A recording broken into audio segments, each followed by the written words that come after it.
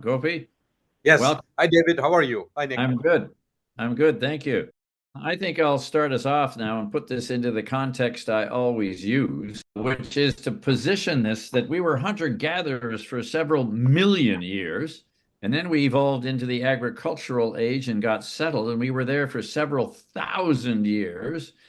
And then the industrial age came, and we were there for a couple of centuries. So we got million, thousands to hundreds.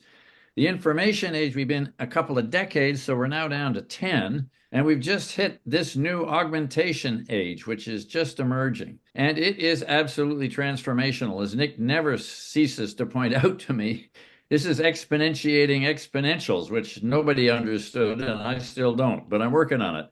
But what it does mean to me is that we move from passive tools like this early stone Skinner for an ancient person to tools that are generative, ideas coming at you from a machine. And this is completely new. So I think I'm correct, Nick, in saying that it's going to keep going. This is Ray Kurzweil, the price performance of computation. You see back there in 1940, the number of calculations possible for a dollar was 0.000001, and today we're at 100 trillion. So this is sort of Kurzweil's transformation of the Moore curve, Moore's law, into effectiveness of performance per dollar. So we're up to 100 trillion. So if this continues, who knows what's going to happen? I think it's going to be an extinction event for people who don't get on the journey. And for those who don't get on the journey, there's only one question left to answer, and that's where do you want to be buried? Nick, how about introducing our guest today? Thanks, David. Always provocative. That opening, I love. Well, look, we're super fortunate to have somebody that I think is really important in the world of AI. I've known Gopi now for 10 years, if not more. Gopi's been at Google for 18 years. Used to be on my team when I was Google's chief evangelist. Gopi was chief brand evangelist. And now for the last 2 years, he's been Google's chief business strategist for AI. So he talks to the largest companies in the world about the transition to AI. He knows what's happening in terms of the technology, but I think as importantly, he knows what's happening in terms of the transition. How hard is it for companies to transition? What are the cultural impediments, and then how to get people to get moving? Gopi is, in addition to being at Google, is an author. He's written a book called The Happy Human, which I highly, highly recommend. I love that book. And Gopi, not to put too much pressure on you, but did you finish like top three in the World Presentation Championships? So whenever you present something, my expectations are sky high.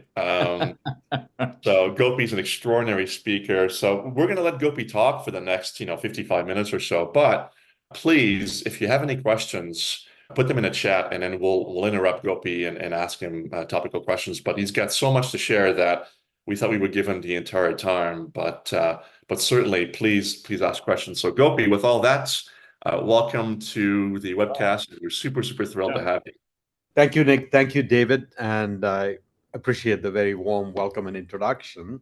And I thought I'd jump right into it by talking about one of the latest announcements on AI that has come from Google, Gemini, and we declare ourselves to be in the Gemini era and have launched a system that is fully multimodal. So I wanted to start with that itself to address this concept that David is mentioning about how computational power has increased at a rate, exponential rate, and what kind of things we can expect from the world of AI. So this is just like a teaser example.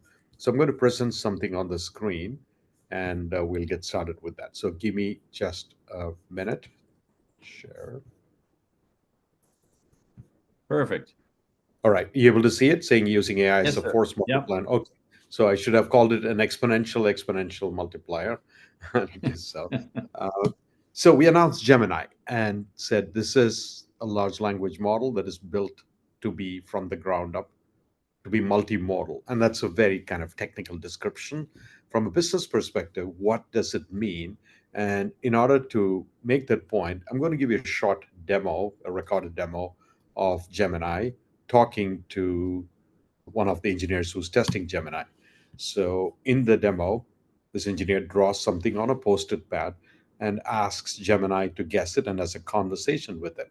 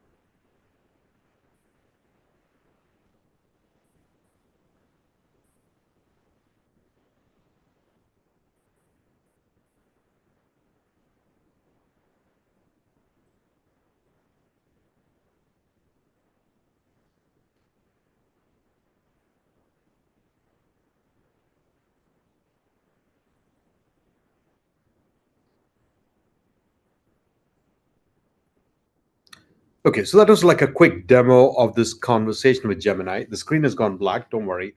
I turned it off because we don't need to look at it. Nick or David, you can confirm rest of it. You can still hear me, right? Because I'm looking at a black screen myself. Yes. Yeah. Yeah, okay, good. Okay. So let me continue the conversation. So don't worry about the black screen. We can bring it back up again. The point I wanted to make here is that with this kind of computational power that David was describing, computer scientists have been able to build very sophisticated artificial intelligence that can deal with many forms of human input and interaction.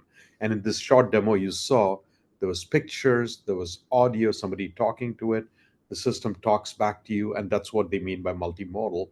It can also deal with music, video, images, art, and computer code. All of this is going to cause a fundamental shift in consumer behavior, and that's a real point I wanted to make. So let me explain that consumer shift that takes place when platforms shift.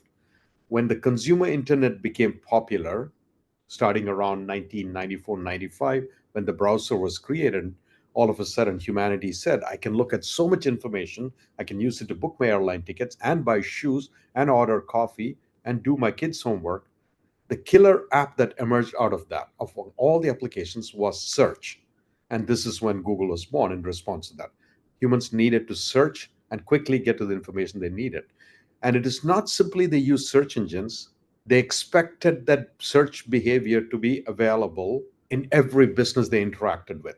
If they went to Amazon, they wanted to search.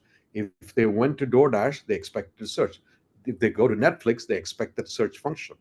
And it became a differentiator. When you go to Amazon, the search is so good, you can find what you want, and that benefits the consumer. There are many other retailers whose search doesn't work so well, and their business had a setback.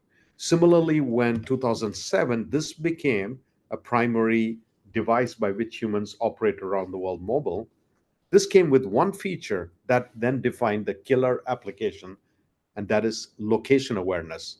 It knew where you stood, and therefore that expectation was, when I call an Uber, it should come and find me where I am in the middle of a street, even though I don't know the address. When I order Starbucks in Atlanta airport, Starbucks should tell me that the store that I should go to is outside gate 34.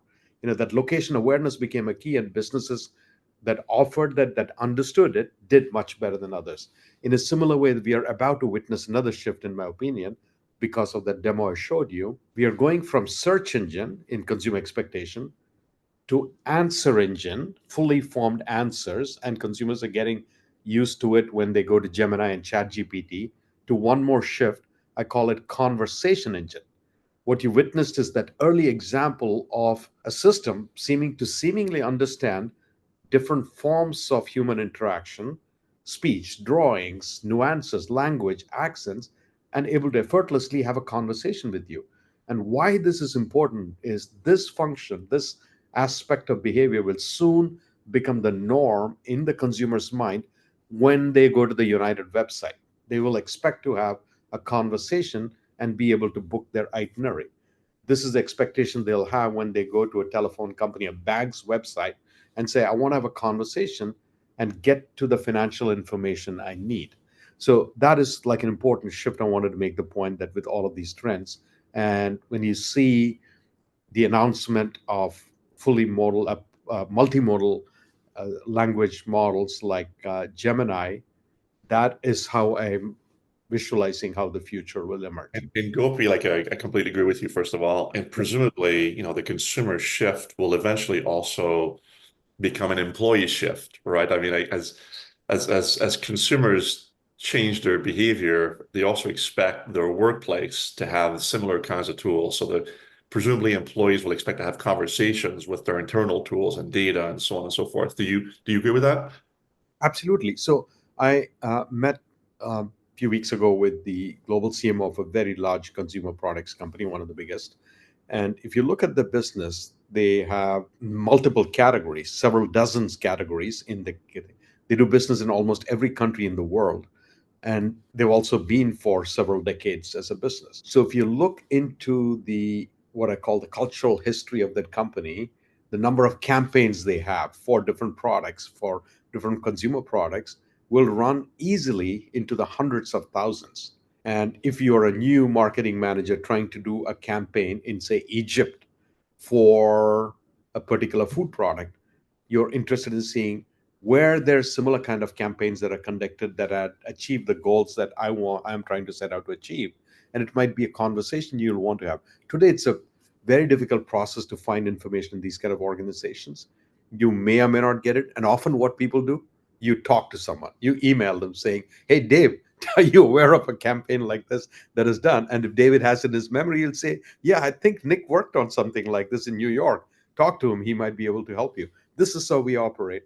In the future, it will be this conversation engine that's available to employees.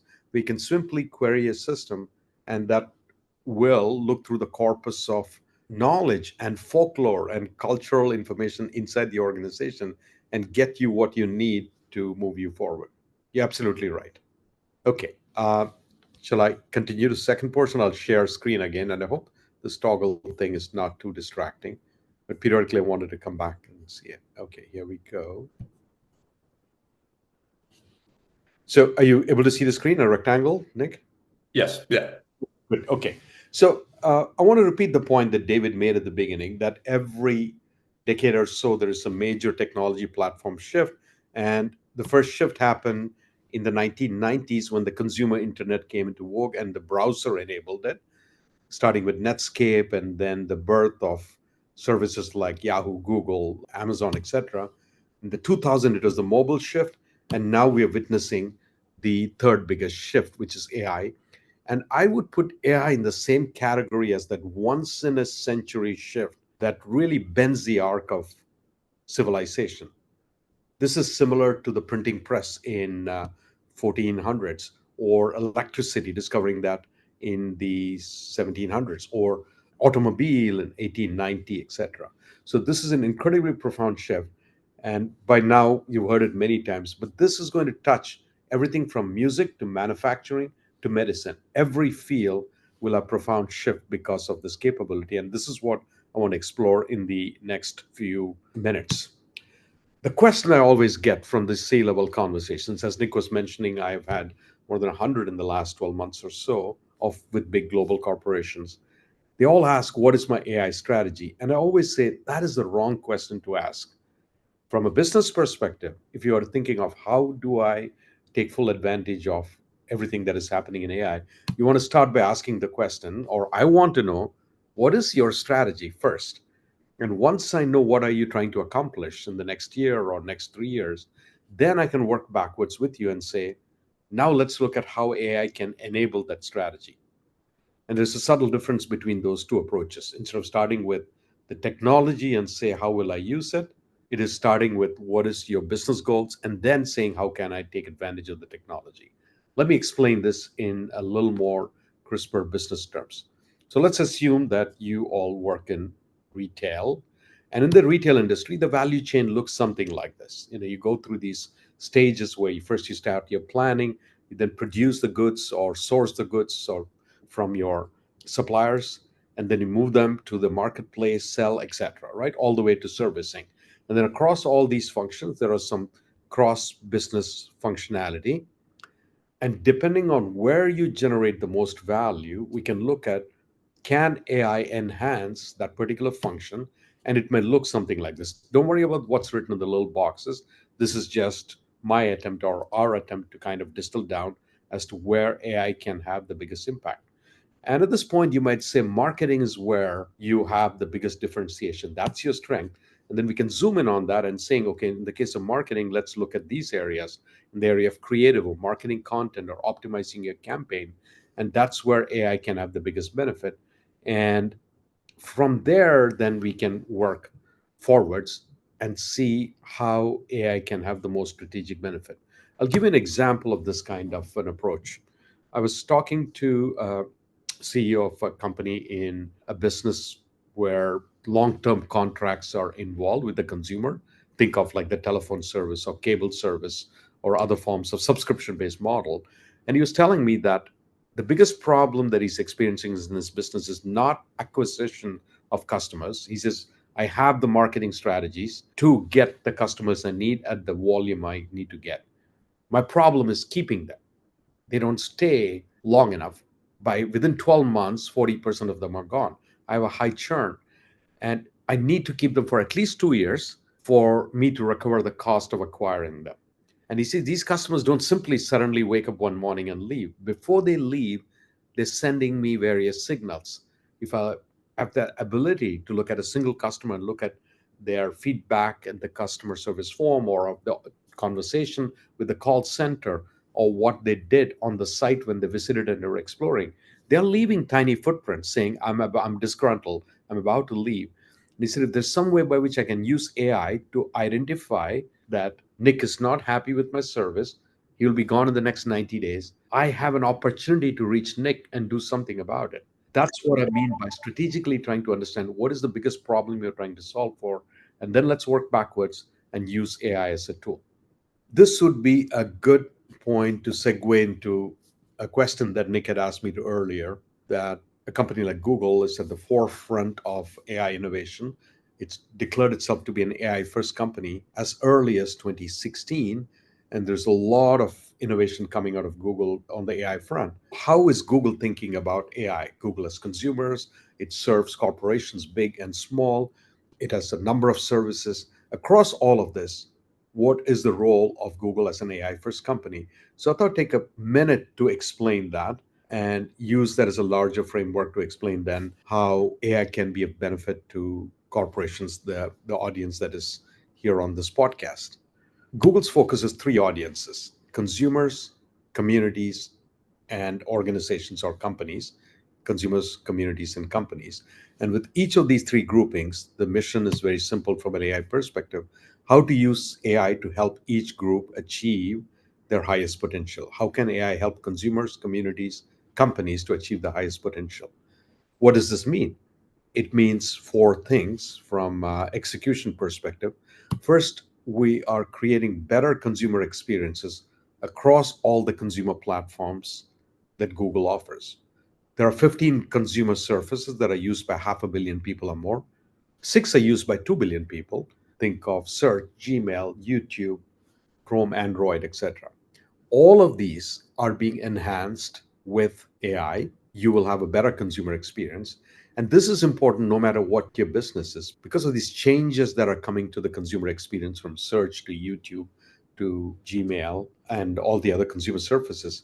Consumer behavior will change when they're buying or exploring something, whether it's a pair of shoes, insurance, cup of coffee, yoga classes, or a mortgage. So it is important to understand the arc of how those changes are going to come about. I'll give you a short demo. The second is we look at big societal problems that are out there at a community level, and we're asking the question, can AI help solve it? It could be around environmental issues, it could be around education, it could be around, say, traffic. The third area is how to help organizations, how to help companies grow their business using AI powered marketing and growth tools. We'll talk a lot about that. And the fourth area then is how to help organizations become more efficient in their operations. So this is sort of the four pillar strategy that maps to how helping consumers, communities, and organizations. Let me pause here for a second. Nick, Dave, any questions from you or the audience before I actually go through each one and show one or more examples? Yeah, no, Gopi, this is really great, by the way. Chris is asking if there's going to be a recording. Yes, we're going to send a recording to folks, and we'll put some of it online as well. So Gopi, like obviously solving societal challenges is something that Google has been aspiring to do for a long time. Yeah. But at the same time, AI will create potentially some societal challenges in terms of, people's work. And so there's a number of issues as well. Like, can you, before we get into the details of each of those four, can you talk a little bit about your point of view on like the positives of AI from a societal perspective, but also some of the things to be mindful of? Sure. Any technology will cause certain shifts and disruptions. And in terms of, you said societal issues, people ask about jobs, about the kind of education that they have to do. Yeah, there are going to be changes around it, a lot of them positive, in my opinion. And there will be certain forms of disruption also. And this is true across all technology platform shifts. When the automobile came out, we experienced it. When news consumption went from print to digital, that whole industry had to experience a shift. And a classic example of that is the way we consume home entertainment. At the turn of the century, you would remember, you, people went to Blockbuster Video and got a physical video cassette and brought it home. And Blockbuster had 95,000 employees and these physical stores where you got it. And that model got disrupted when Netflix said, when it moved to DVDs, Netflix said we can send it to you by post. And Netflix was a very physical business also, except they said you don't need to come to a store. Just go to a catalog and tell us. We'll ship it to you when you're done. We'll ship you the next one. You send it back to us in an envelope we give you. No late fees. And then from that, it moved to why do we even need to ship it? Because there's enough bandwidth available. The technology became available. We can live stream it to you to your home. And that means a business model like Blockbuster was not able to adapt and it went out of business. And everyone who worked there was no longer had that job because a physical store was no longer needed. But those people, I assume, would have moved on to other careers they had learned. Maybe they work at Netflix and streaming services and are producing videos. Maybe they became influencers on Instagram or TikTok. So that kind of disruption is to be expected. There's also risks about how these technologies will be used. And we have to put guardrails. And when I say we, meaning we humans as a society. I always use the analogy of fire, Nick. Fire as a force was discovered by our ancestors many million years ago.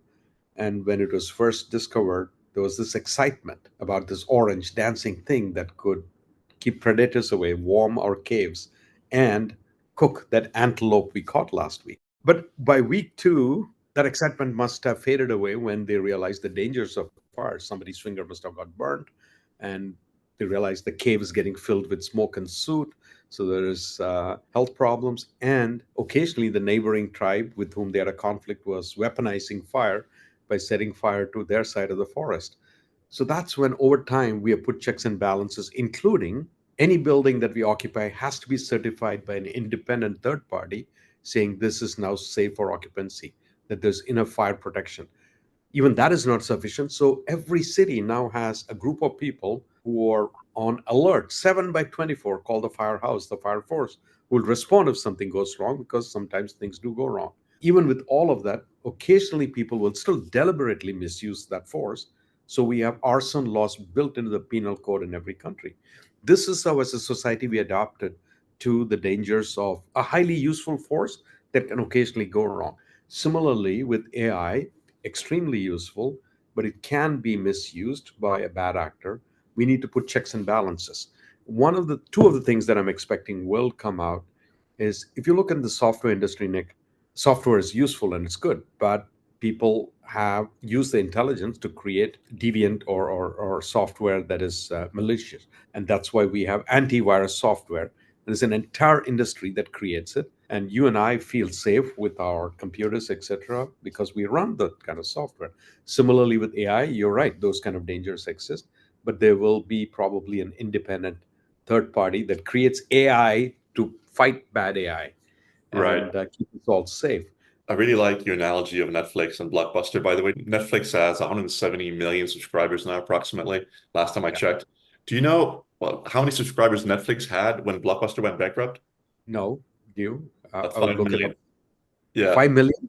Yeah, yeah. The point is, like, one of the things that I think is really important to understanding these kinds of disruptions is that, Yeah. like, it doesn't take a lot of change for companies to be really on the back foot. So, being a very late adopter of these technologies can often be quite the wrong strategy. There's a question from the audience, which is continuing on our conversation Wait, around. hold on. Yeah, before that, Go Nick. ahead. So the point you're making is, because Netflix was willing to make the shift, they expanded and more consumers benefited from it, right? With this service, they went from 5 million to 170 million, right?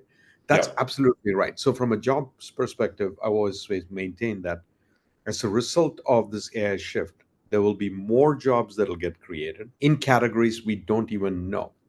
This is what the web did.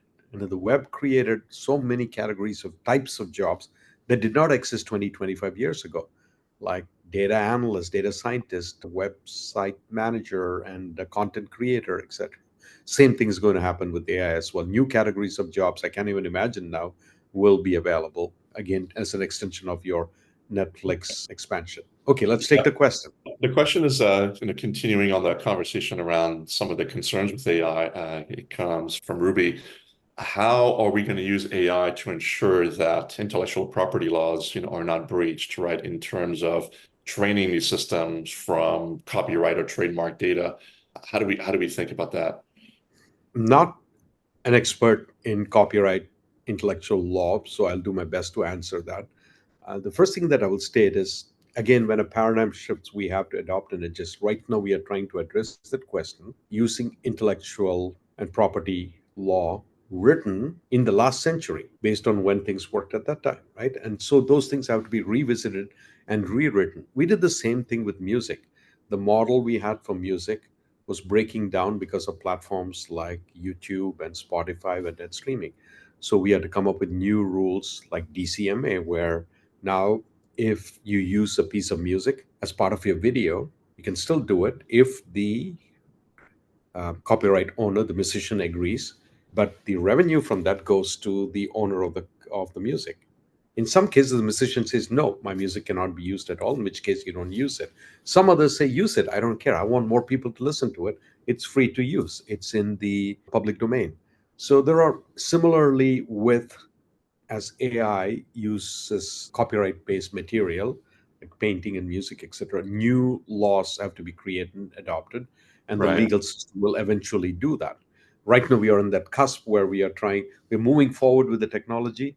We only have the old laws to work with, and there is Right. that And at the gap. same time, what's just even this last week or 2 weeks ago, Google announced that it was paying, I think, $16 million to license content from Reddit for training purposes. So another part, I think that's right. The laws will change. Number one, and number two is you're seeing now is people who own content that's really unique and really valuable are going to start making, a lot of money from licensing this content to train these AI tools.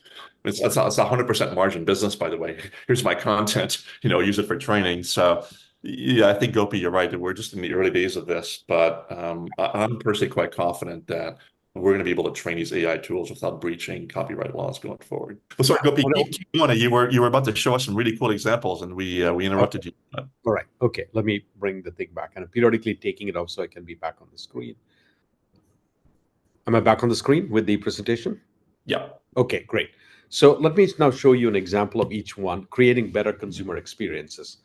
So one of the killer apps I mentioned is search, which has been useful for us for the last 25 years, where you want to find something, you go type it in or speak on a device. You can only do it on a rectangular device in a rectangular box, and you need to know what you're asking for in order to get that information. But that is not how humans express their curiosity. We see something. I see Nick wearing an amazing shirt in a picture, and I want to point to it and say, "What is it? Where did he get that from? I want something similar." Now we can create those kind of consumer experiences because of the capabilities of AI. And I'll give you a demo of that, where if you see, let's say in your social media feed, your friends at some location, you want to know what is that building outside which they took that picture, what is that monument, or what is that amazing shoes that your friend's son or daughter is wearing, and you want to explore a similar brand, you can actually circle that on the screen. Just it's like that pointing gesture saying, "I want that thing," and it's called circle to search, a new capability. And this is a good example of how AI will change that consumer behavior on various consumer surfaces. Let's watch this quick demo.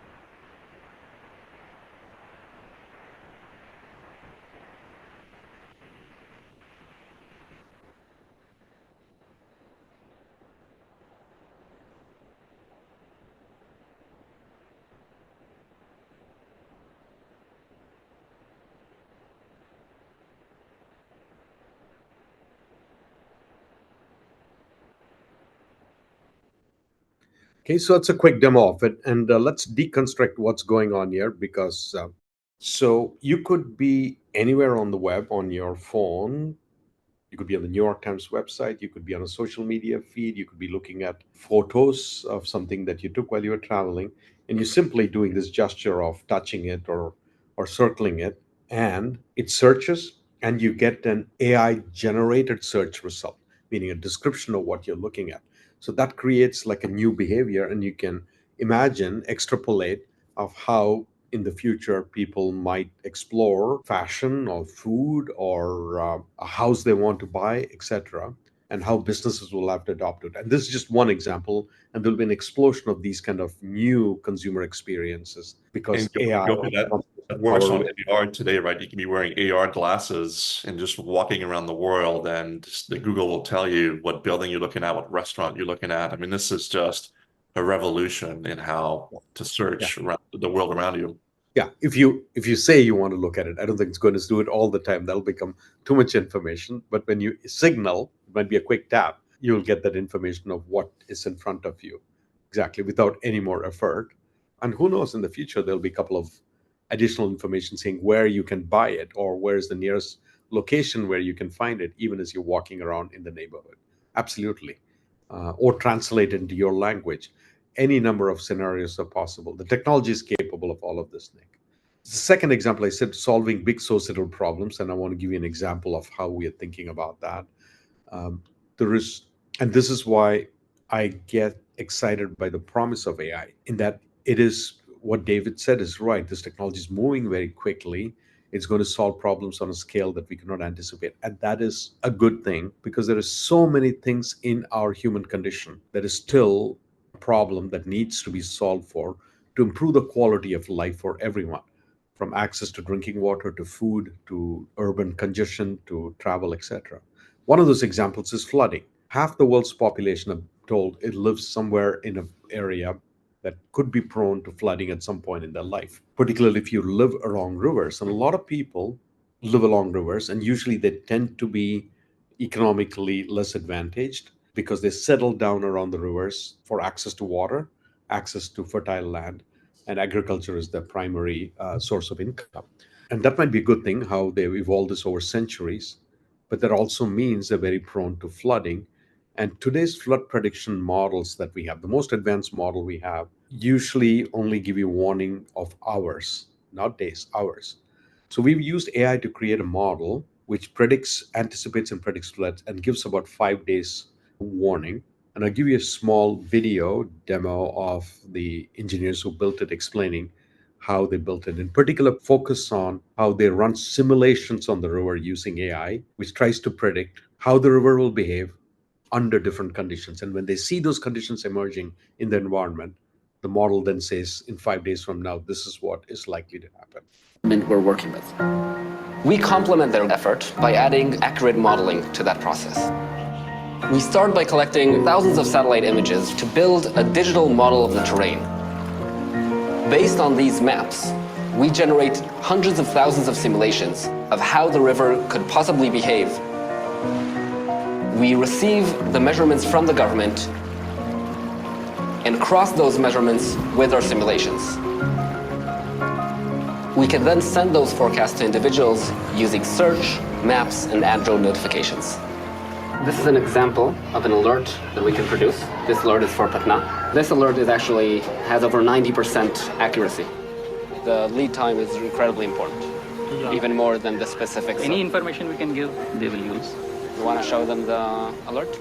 Talking to people who directly experience severe floods and understanding what they really need is incredibly important for us to know how we can really help.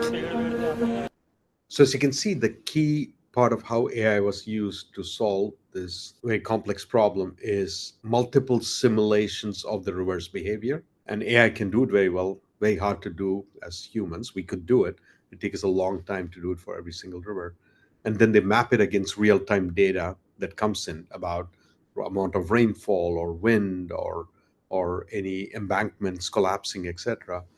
And the model then more accurately predicts, saying this is what you can expect. This has been extended to over 300 rivers. They tested this around the Ganges River in this video, that because 400 million people, I'm told, live around the banks of the river. It's one of the most densely populated parts of the world. And now all over the world, multiple rivers, we've built this model. And the information can also be disseminated very quickly using Google Maps, alerts, and direct transmission to the authorities in each area. So great example of AI being used to solve big social problem. Now let me move to the third pillar, important for this audience, Nick and David, how AI can help grow your business. So from a growth and marketing perspective, I'll share a couple of examples. There are really three areas I want to focus on. One is, And Gopi, actually, can you, this is so interesting, and we're want to get 15 minutes left. If you can give like maybe one example, and then we can move to, so what, like what should companies and boards do, right, to get ready for this? So maybe give a couple of examples, but in the next 5 minutes, and then we'll have 10 minutes to talk about what does that mean for boards and companies. Sure. So I'll give you one analytical example, Nick, and I'll give you one creative example. Since you said one example, actually, let me jump to this. This is a little more tricky. I'm going to go to Carrefour. Let me block this off. So Carrefour is a supermarket company in Europe. And they came to us with, again, I said, start with the business problem, that opportunity. And the opportunity that they presented was this, that when shoppers come into the store, they will have a shopping list, let's say of 28 items, and they'll walk around the store and look for the items, and they find 25. Three of the items, they go to the shelf and it's not there. And they'll just say, oh, it's not there, and walk away. And they won't talk to anyone. They just leave after paying for the 25 items. And they said, we lost that opportunity to sell those three items for a consumer who had the demand and willingness to pay for it. If we could have anticipated the demand and made sure the item was there, we could have captured that. And if we can solve for that particular problem with AI, it will increase our revenue by 1 or 2%.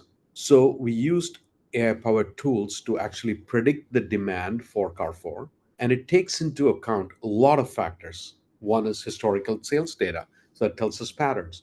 It looks at information from outside the company as well. For example, weather.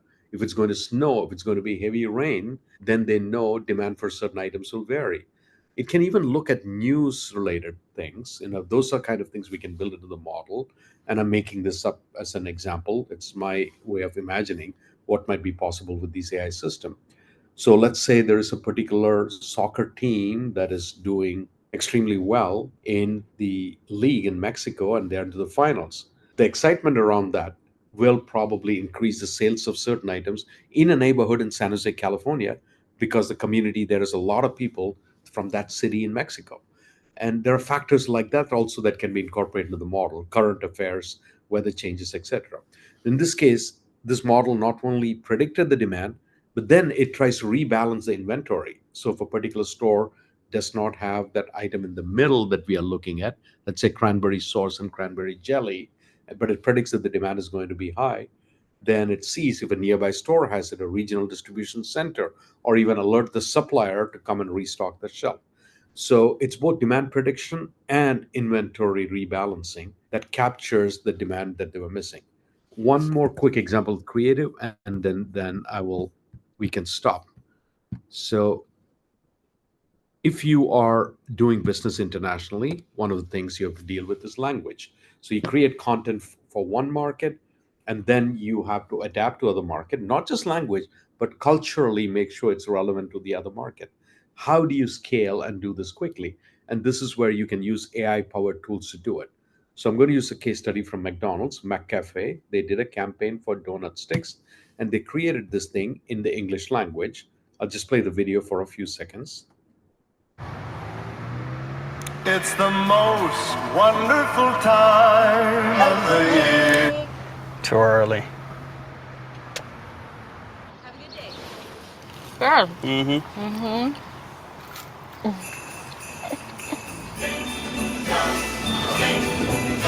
Ready or not, It's the English language version. Now, let's say they want to take it to a Spanish speaking market, and you have to go through a series of steps. It takes time and effort to get it. But now you can give this to an AI powered tool. This tool that we have is called Dub Your Videos. And it takes that English language version and automatically creates this version. Watch carefully both the language, listen to it, and also how the actors' lip movements are adapted to the language.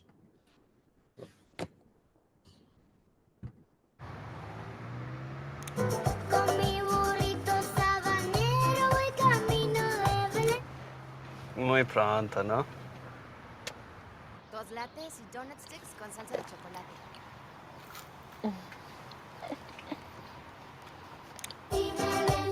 Que comiencen las fiestas con Donut Sticks, un antojito con canela y So it's a great example of how go-to-market strategies, etc., will be accelerated, and our effort to grow into different markets is going to dramatically change because we're putting AI will put these kind of capabilities and tools into the hands of modern marketers. So I'll pause there, Nick, and Gopi, that's I think the people who are joining this webinar at this point, after 2 or 3 sessions like this, and then I think your session is really compelling, Gopi. I think most people are probably at this point convinced not only that AI is a big deal, but there's a question from Young here that says, knowing that this is an inflection point for communities and our businesses, how best should organizations and boards prepare for a very fast-moving future? Because as amazing as the changes that have already happened, we are likely closer to artificial general intelligence than was previously contemplated. So change is going to be constant and a lot faster than we expect. So if you agree with that, or if you think that we're actually underestimating the speed at which this is going to happen, which I think we are personally, and you're on a board, right, or you're a senior executive, and you're like, okay, I get it.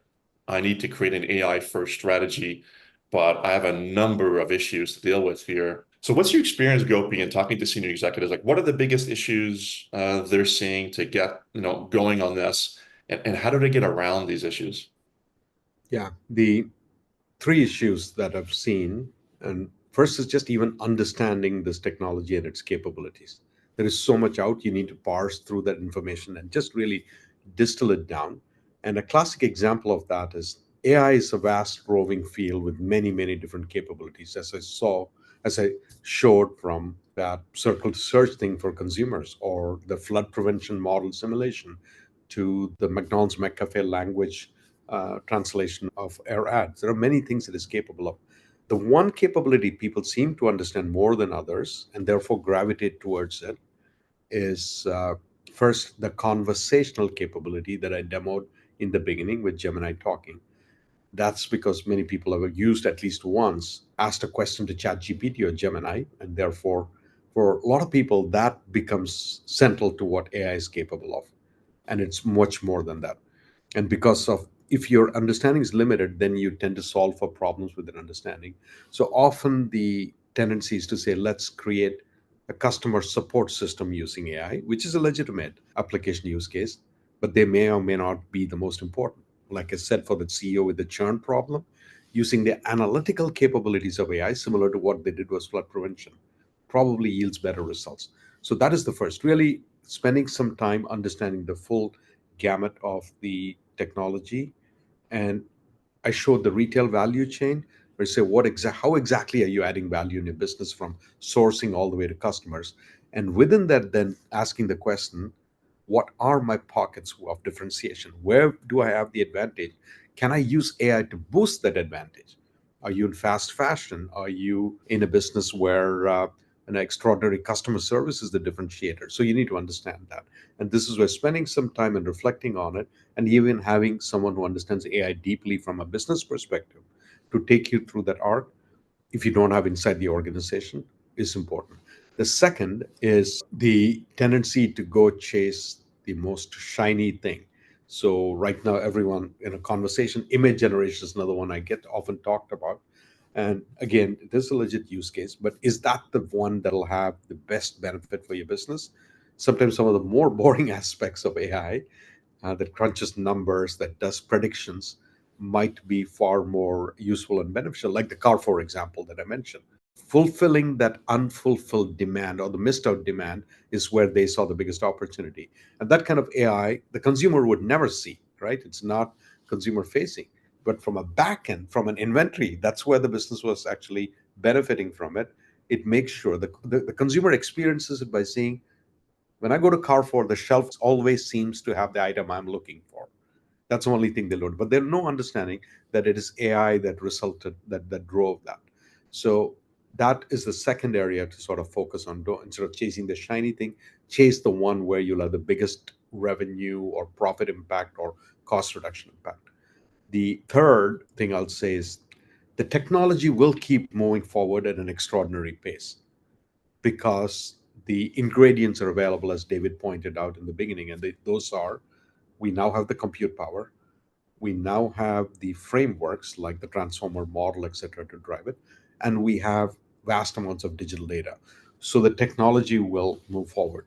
But the companies that have used the technology to apply to the business, depending on if you're in insurance or mortgage or entertainment, there will be a lag, and you have to close that lag. In order to close that, there are, again, I would say three or four things that are very needed. First, you need some level of talent inside the company that can work with these technologies and frameworks. And if you don't have it, you have to source it quickly from outside. Either hire, use consulting, whatever. But you need to have at least a core group of people who can work with this. Second, these systems inside a company, if it needs to work well, needs to have data from the organization. And the data often in many of these organizations I've seen are not quite yet ready. They need a bit of cleanup, or they tend to be fragmented. Like the example I talked to you about, that consumer products company, unless the data is integrated between the different categories and different markets, and then the AI system does not have enough to work with to give you the kind of results you need. So there is the data organization. And third is a boldness to step in and keep experimenting, because new things will keep coming in the frontier. You want to run tiny experiments. And I remember when I worked with you, Nick, a brilliant thing that you would always recommend, and I think that works every single case, is pick one of the things where you think there is a potential, find a small market, test it out there in a low risk way. If you see the results, then take it to another three markets and then scale it from there. But do this in rapid 90-day increments, and then you can move very, very quickly. So have that mentality of move fast, test things out, and as soon as you see bright spots where you're seeing good results, then scale it up. And that'll create an organization culture of adoption and Yeah. experimentation. No, Gopi, that's super helpful. And I think, this, to summarize it, you're basically talking about start with the business or organization or societal problem first. Think like like a business person, or like a civil servant if you're in the government, for example. Listen, we're at time. I just want to add one thing to what you said. I agree with everything you said. I would also add, from a board perspective and from a senior management perspective, having a layer of governance on top of this, so that yes, you're addressing the business problems. Yes, you're moving fast, but you're also not breaking anything, right? So there's a lot to be done on governance. We had that conversation in a previous webcast with somebody who's a specialist in this. So from a board perspective, from a senior management perspective, don't forget the policies, don't forget the governance, because if you don't have that in place, really bad things can happen. So move fast, think about your business problems, get the right talent, but also make sure that for every single use case that you deploy, you've got the right governance in place. And the so what there, by the way, is use case by use case. Like it's not an AI governance. It's every time you deploy an AI system, right? That system needs to have its own governance, and then more governance, the more risk the system has, right? So it's got to be really specific, really, really use case dependent, because you can use, facial recognition for very benign purposes, but you can use the same technology for extraordinarily, aggressive purposes that are not benign at all. So it really is, up to the board and to senior management to put in place the right things for every single one of these use cases being deployed. So Gopi, listen, thank you so much. I will send it out to Quinn to close, but we cannot thank you enough. We're so thrilled to have you. This was fantastic. So thank you so much for your time. Really appreciate it. Thank you, Nick. Thank you, David. Thank you, Quinn, for managing all this smoothly. It's a pleasure. Enjoy. Maybe we could get Gopi to give us a few more examples that we could distribute to our colleagues. Yeah, I'd love like a 1 hour recording of like nonstop examples like this, Gopi. It's amazing. Yeah. Telling stories. Okay. Yeah, that's my that's what I David, enjoy the most. There was Okay, one Quinn. comment in here you could possibly glean from Young. This POV must make you happy, as you've always in your education anchored on creating LTSCDA. Long-term sustainable differentiated competitive advantage. Okay. Is that Excellent. trademarked, David? You trademarked this, or anybody else can use Yeah, it? no, I thought it got obsoleted, actually. I'll chat GPT and see what it comes up with. So Okay, just Quinn, going, close us off. thanks a lot, Gopi. I'm Quinn Lawson. I've been working with David, and I'm your AI Tsunami Community Manager. Gopi, on behalf of the attendees, thank you. Where and how can people engage with you? Many different channels. I have my website, if they want to look up information, my last name, Kallayil.com. Make sure you know how to spell it. LinkedIn is a great way to come in. So just search for my name. It is very unique. I am the only Gopi Kallayil in the entire world. So you'll get only one hit. And as long as you're able to spell my last name correctly. And on LinkedIn, I frequently post my thoughts around AI and interesting things that I'm seeing from a business perspective. Well, thank you very much, Gopi. So as you all know, the AI Tsunami, this annual webinar series, is a monthly event that's run by David and Nicholas.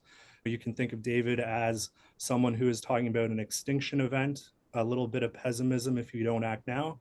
And Nicholas is someone, bringing the Silicon Valley optimism about the potentiality of this technology. I'd like to share a little bit about what's next. So our next event is on April 24th with Tony Gaffney.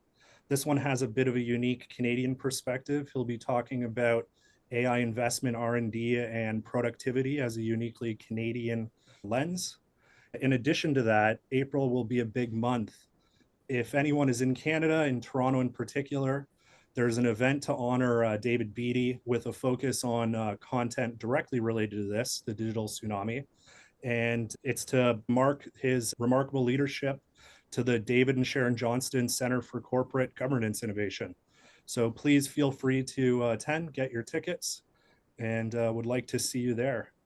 And thanks a lot on behalf of David and Nicholas.